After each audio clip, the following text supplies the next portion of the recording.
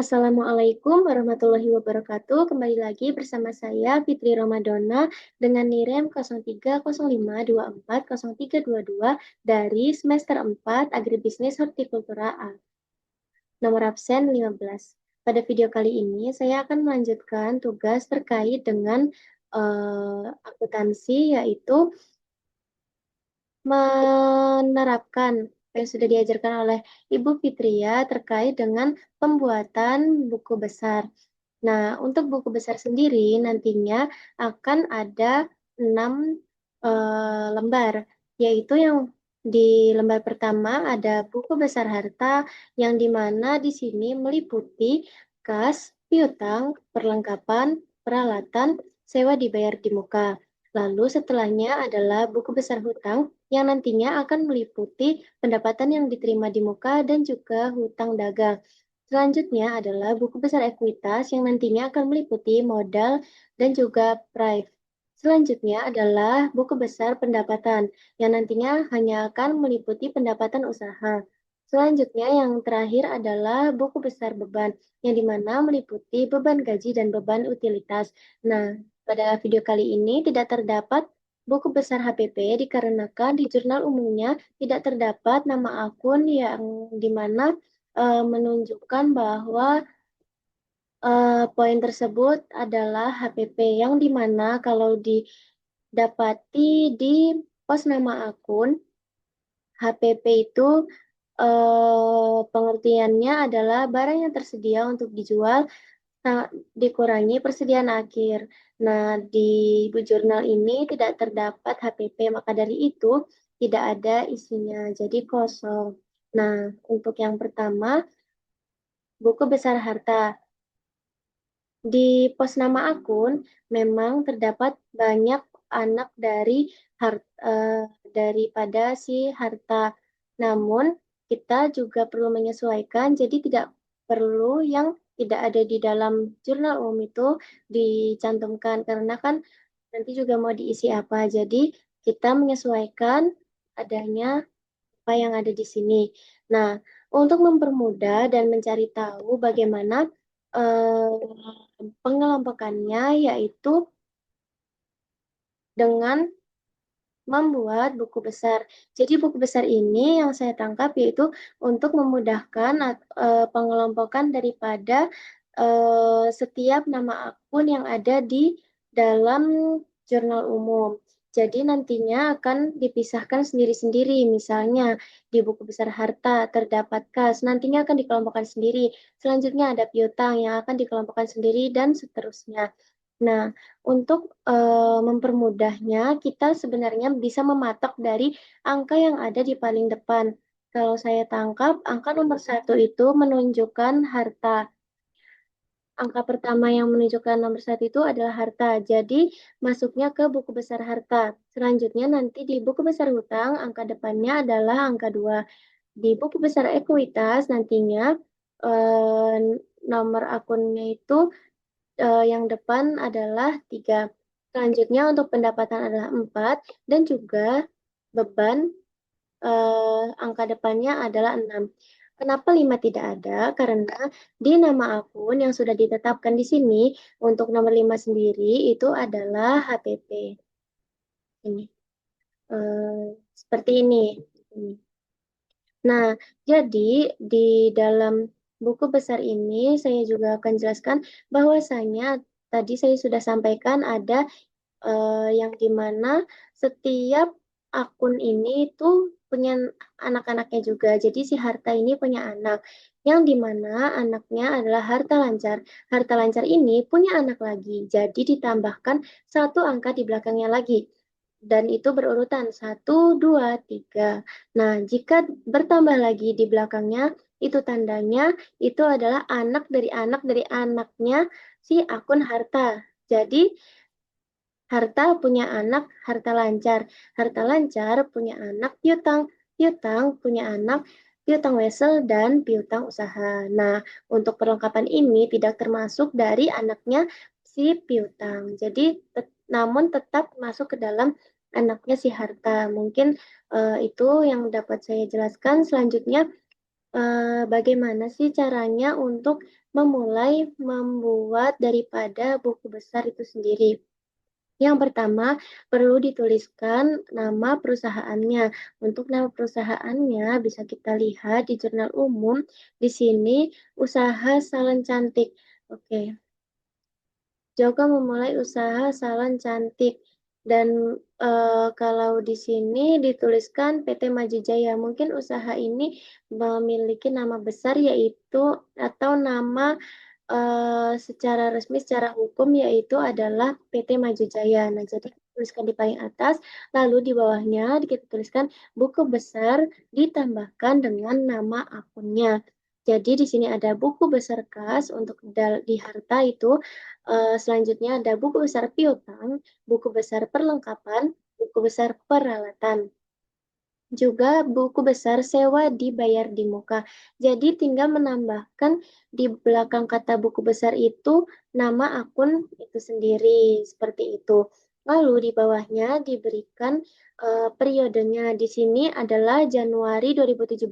Kenapa? Karena berdasarkan yang saya lihat di jurnal umum ini, bahwasanya itu terdapat kata-kata bahwasanya pada tanggal 1 Januari 2017 dan awalnya itu kan file ini berisi April ya Ibu. Jadi saya ganti menjadi Januari 2017 karena saya pikir ini untuk ringkasan per bulan seperti itu kalau saya tangkapnya. Jadi saya ganti semuanya menjadi periodenya yaitu Januari 2017 di akhir bulannya. Jadi tanggalnya saya tuliskan 31 Januari. Seperti itu. Selanjutnya adalah kita menuliskan nama akun. Di bawah nama akun kita tuliskan ini. Nah, di sini juga kemarin di video sebelumnya dijelaskan cara untuk bagaimana kita memunculkan list-list yang ada di sini.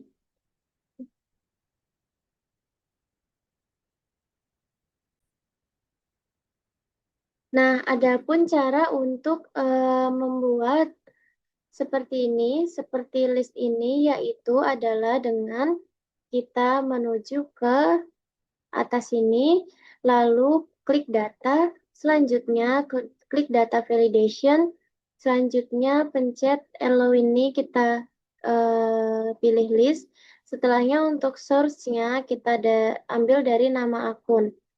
Nah, ini kita scroll dulu ke atas, tadi saya habis nyoba, soalnya hampir lupa, tapi udah ingat. Ini kita pilih, ya setelah kita pilih kita shift control sampai paling bawah. Nah, jadi supaya kalau misalkan nanti ada nama akun baru itu bisa dia tercantumkan atau tertambah gitu. Setelah itu kita klik OK. Nantinya kita bisa memilih di sini. Nah, dari sini misal ada harta, harta atau kas dan lain sebagainya.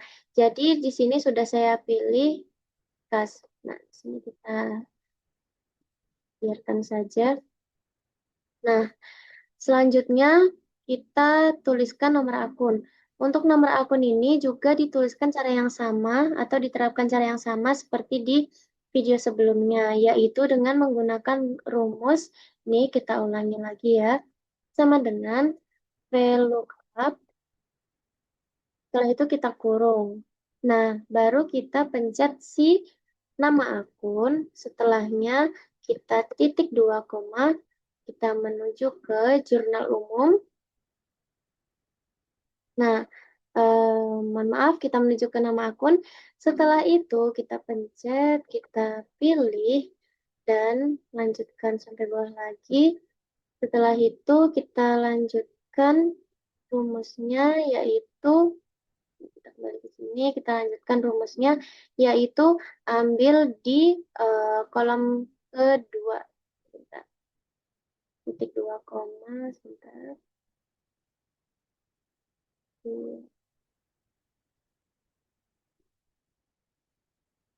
Sebentar saya ulangi. Dua, terus tadi ada namanya sini satu sampai bawah lanjut Nah, kita pilih kolom kedua. Kenapa kolom kedua? Karena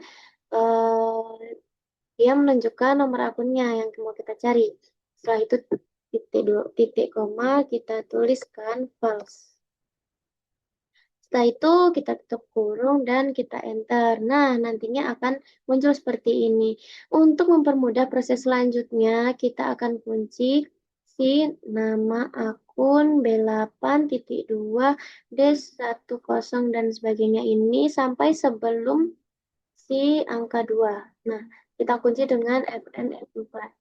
Itu nantinya untuk mempermudah saat kita menyalin dan kita geser ke sebelahnya atau ke lembar-lembar selanjutnya itu tidak merubah daripada si eh, kolom ini, kolom yang ada di nama akun ini, kolom dan barisnya seperti itu.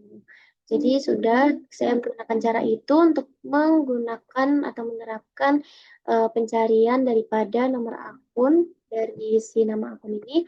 Selanjutnya kita membuat tabel tanggal nama akun, nomor akun, debit, dan kredit. Saya coba ulangi di bawahnya, yaitu kita bisa gunakan cara ke jurnal umum terlebih dahulu, lalu kita salin yang sebelah sini ada tanggal, nama akun, nomor akun, debit, dan kredit. Nah, kita pencet lagi di lembar ini, selanjutnya kita tempelkan. Nah, setelah ditempelkan, kita tujukan kursornya ke bawah sini, lalu kita klik advance yang ada di data. Kita klik, setelah itu kita pilih.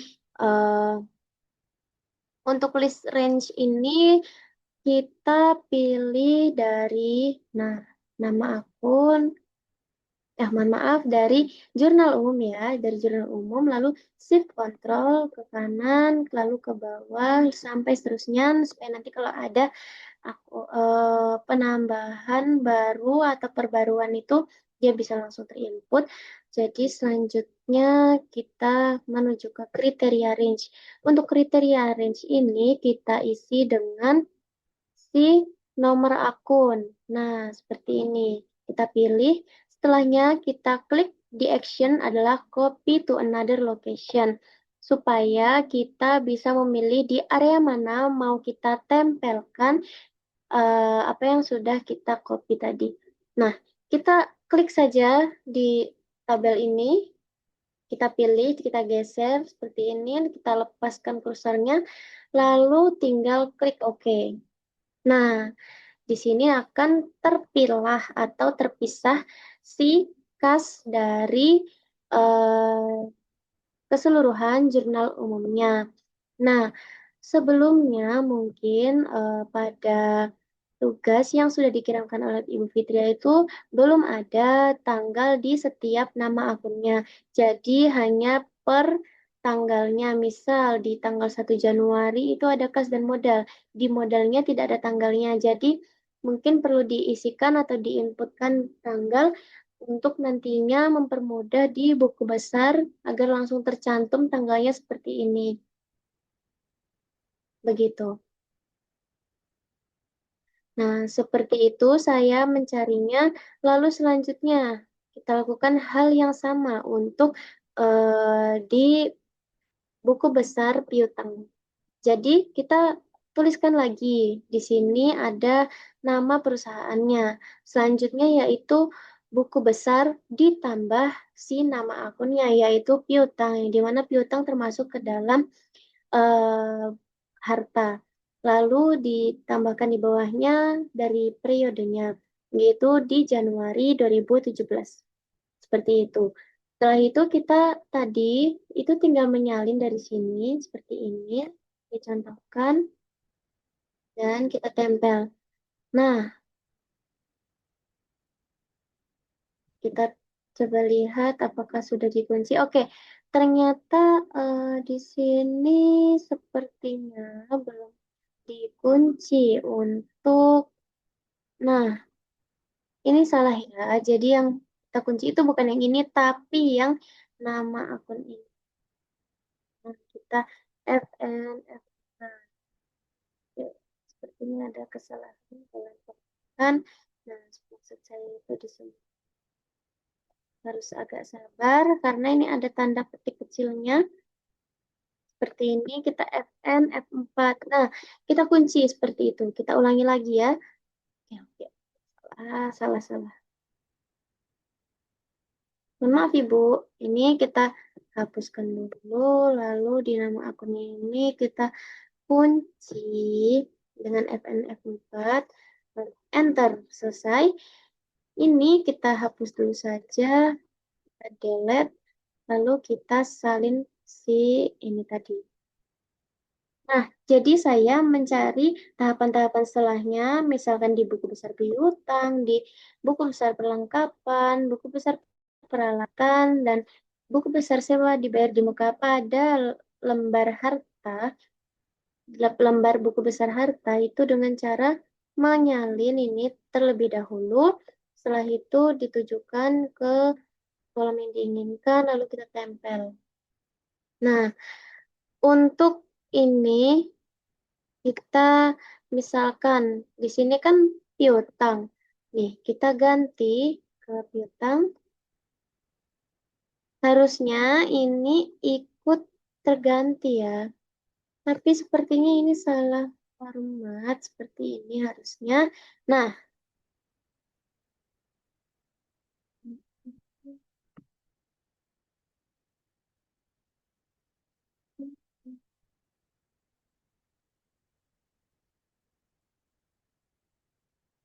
ini harusnya ngikut ke sini. Coba kita ganti ini B7-nya ke H20. Damn, dia langsung ganti. Misalkan ya ke perlengkapan seperti itu. Nah, misal kita ganti lagi ke sewa dibayar di muka. Nah, dia akan berganti seperti itu. Misalkan di tanah. Nah, begitu. Ini ikut ganti. Kenapa? Karena ini ada di bawah debit dan ini tadi ada rumusnya. Nah, ini saya hanya sebagai contoh saja bagaimana saya mencari. Seperti itu, Ibu. Lalu selanjutnya di eh, kenapa ini? Di buku besar perlengkapan saya juga lakukan hal yang sama seperti dengan yang sebelumnya. Yang pertama menuliskan perusahaannya, lalu tadi, pokoknya yang ini tadi sampai di saldo itu saya salin tempel. Seperti itu. Nanti semisalkan di sini diganti, maka di sini seharusnya juga ikut terganti. B8 itu ada di sana ya. Jadi ini harusnya bukan yang bagian sini yang dikunci. Tadi saya baru mungkin menggunakan yang benar itu di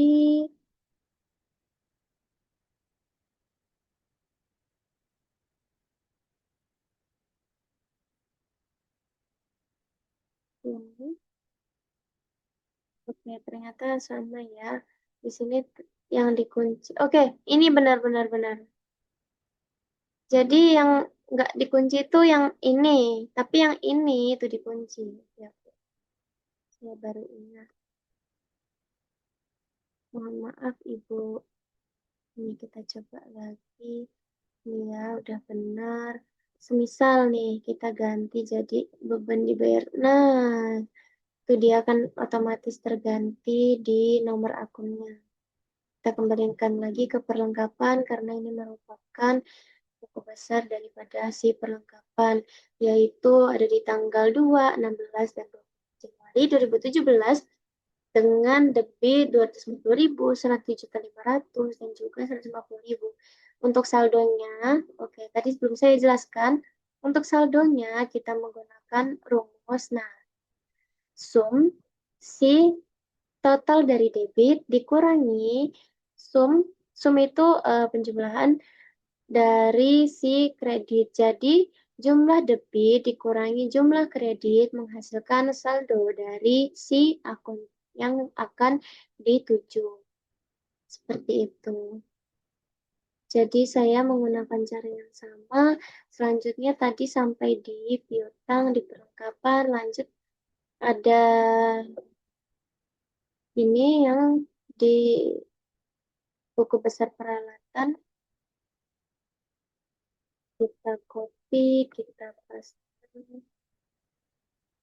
Setelah itu untuk nama akunnya kita di peralatan bisa ganti, itu dia akan otomatis terganti, tapi kita di sini carinya peralatan.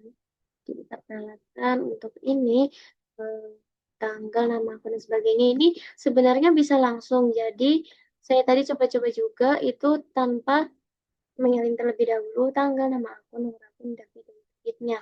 Jadi langsung ke advance setelah menempelkan tadi, lalu menuju ke jurnal umum, lalu kita salin dari sini sampai bawah, lalu selanjutnya di sini kita tadi di nomor akunnya si peralatan. Setelah itu kita checklist, atau kita pilih si action ini di copy to another location. Setelahnya kita pilih di mana kita mau tempel. Bisa kita pinggirkan dulu biar nggak terlalu mengganggu. Kita pilih dari sini sampai sini karena ada 5 kolom. Jadi kita pilih 5 kolom, 1, 2, 3, 4, 5. Lalu kita tinggal klik OK. Nantinya akan muncul mulai dari tanggal, nama akun, nomor akun, debit dan kredit. Nah, untuk ini rumusnya bisa didapat dari sini, kita skip kontrol ke bawah, di debitnya sampai bablas ke bawah, lalu nanti dikurangi sum daripada si kredit. Sini shift kontrol bawah-bawah. Nah, enter, nanti akan menunjukkan hasil yaitu sebesar saldonya 3 juta pada buku besar peralatan. Seperti itu kita hapus lagi agar tidak merubah di atasnya, ini saldonya tadi berubah. Seperti itu.